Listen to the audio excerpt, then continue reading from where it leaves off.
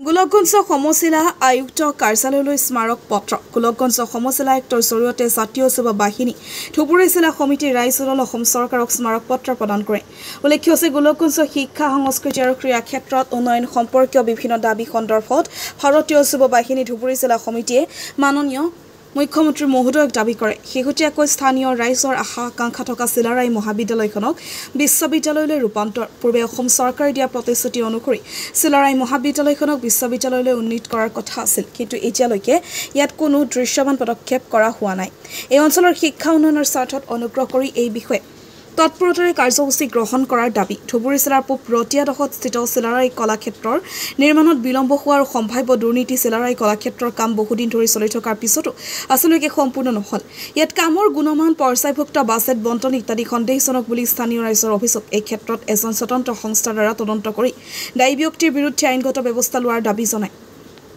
বিৰাটনগৰ চাৰিআলি হাইস্কুলৰ খেলপথাৰ উন্নয়ন এই অঞ্চলৰ সম্ভাৱনাময় খেলুৱৈসকলৰ বাবে বিৰাটনগৰ চাৰিআলি হাইস্কুলৰ খেলপথাৰ একমাত্ৰ আশা, কিন্তু পথাৰখনৰ অৱস্থা অত্যন্ত বেয়া আৰু বেআইনীভাৱে কিছুমান সন্দেহযুক্ত নাগৰিকে দখল কৰি আছে। মহোদয় অনুগ্ৰহ কৰি আধুনিক খেলৰ সুবিধা দৃষ্টিনন্দন মাটি আৰু প্ৰয়োজনীয় জিম উপকৰণৰ সৈতে পথাৰখন উন্নত কৰি খেলুৱৈসকলৰ আগলৈ বাট মুকলি কৰি দিয়াৰ অনুৰোধ জনোৱাৰ লগতে আগমনি থকা প্ৰগতি মহাবিদ্যালয় স্নাতক পৰ্যায়ৰ বিজ্ঞান বিভাগ সংযোগ কৰি ইয়াৰ ছাত্ৰ-ছাত্ৰী উচ্চ শিক্ষাৰ ক্ষেত্ৰত সুবিধা কৰি দিব বুলি অনুৰোধ জনাইছে।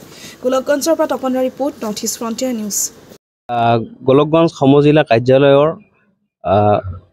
আয়ুক্ত সমজিলা আয়ুক্তক আমি এখন স্মাৰক পত্ৰ প্ৰদান কৰিলোঁ।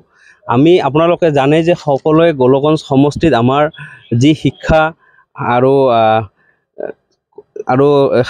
চিলাৰায় কলাক্ষেত্ৰ, তাৰপিছত বিৰাটনগৰ চাৰিআলি হাইস্কুল যিখন খেলপথাৰ সেইখন, আৰু আমাৰ যে গোলকগঞ্জ সমষ্টিত এখন ছায়েন্স কলেজ নাই, সেই তাকে আমি বিচাৰি আমি আবেদন কৰিলোঁ।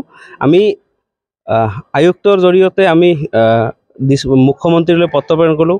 যোৱা 2021 চনৰ 7 জানুৱাৰী তাৰিখে ধুবুৰী জিলাৰ কাছখানাত আহি মুখ্যমন্ত্ৰী মহোদয়ে কৈ গৈছিল যে আমি চিলাৰায় বিশ্ববিদ্যালয়খন বনাম, কিন্তু আজিলৈকে 4 বছৰ হৈ গ'ল, আজিলৈকে বনোৱা নাই। তাৰপিছত আমি দিলোঁ যে চিলাৰায় কলাক্ষেত্ৰখন যিহেতু 2016 চনৰ পৰা অৰ্ধনিৰ্মিত হৈ আছে আৰু সেই চিলাৰায় কলাক্ষেত্ৰখনত নিৰ্মাণ কৰাৰ বাবে যিসমূহ ঠিকাদাৰক ঠিকা দিছিল সিহঁতেও দুৰ্নীতি কৰি আধা ঠিকা ঠগলি কৰি পইচা শেষ কৰিলে, কিন্তু আজিলৈকে কলাক্ষেত্ৰখন নিৰ্মাণ নহ'ল। তৃতীয়তে আমি দিলোঁ যে বিৰাটনগৰ চাৰিআলি হাইস্কুলৰ যিখন খেলপথাৰ আছে সেই খেলপথাৰখন, আৰু আমাৰ এই অত্ৰ অঞ্চলৰ এখন খেলপথাৰ নাই, ল'ৰা ছোৱালীসকলে দৌৰা দৌৰি কৰাৰ কাৰণে বা বিভিন্ন সাংস্কৃতিকমূলক কাম সভা অনুষ্ঠিত কৰাৰ কাৰণে এখন পথাৰ নাই, আমাৰ ষ্টেডিয়াম নাই। সেইটো আমি অতি সোনকালে মেৰামতি কৰিবলৈ অনুৰোধ জনালোঁ। লগতে আমি আগমনিত থকা যিখন প্ৰগতি মহাবিদ্যালয়, সেই মহাবিদ্যালয়খনত বিজ্ঞান বিভাগ অন্তৰ্ভুক্ত কৰি অতি সোনকালে তাত আমাৰ ছাত্ৰ ছাত্ৰীসকলক BSc পঢ়াৰ কাৰণে সুযোগ কৰি দিব লাগে। জাতীয় যুৱ বাহিনীৰ ধুবুৰী জিলা সমিতিৰ তৰফৰ পৰা আমি দিলোঁ।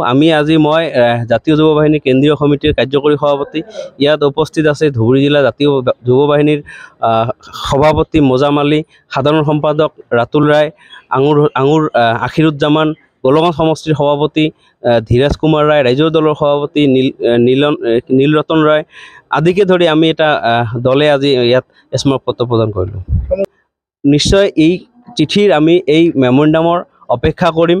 যদি চাওক, যোৱা 2021 চনৰ পৰা আৰু 2016 চনৰ পৰা আৰু এই খেলপথাৰখন 2009-10 চনৰ পৰাই তেনেকুৱাই পৰি আছে, কিন্তু এইবাৰ যদি নহয় আমি বেলেগ দিশত বা বেলেগ ধৰণে যেনেকৈ আমি যিটো পৰ্যায়ত গ'লে এই 3-4টা দাবী আমি পূৰণ কৰিব পাৰিম, আমি সেই দাবীৰ পৰ্যায়লৈকে যাম।